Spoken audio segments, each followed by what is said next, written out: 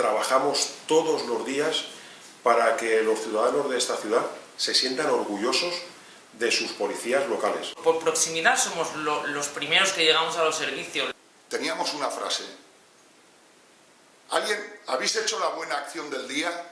Un señor llama y dice que se encontraba muy mal él y toda su familia. Y si no pensara que estoy ayudando a la ciudad de Valencia, pues ¿qué pintaría yo aquí en la policía? La madre y la abuela de la niña nos abrazaron llorando porque, claro, éramos las únicas personas que estábamos allí con ellas.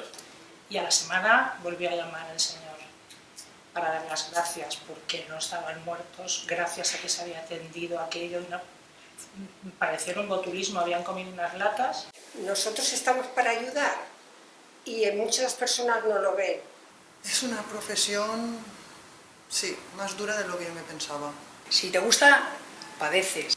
Ese día me di cuenta que a esta mujer verdaderamente le habíamos solucionado un problema que estaba afectando gravemente a su vida cotidiana. En un momento tienes un hundimiento de una calzada y ahí vas a atenderlo, hay un accidente grave y vuelcas todo en ayudarlos. Y te vas a casa como diciendo, vale, esto vale la pena. Ayudar, ayudar. Pero a nosotros nos llena el servicio a los demás. Lo mejor es eso, que el ciudadano pues te agradezca tu trabajo.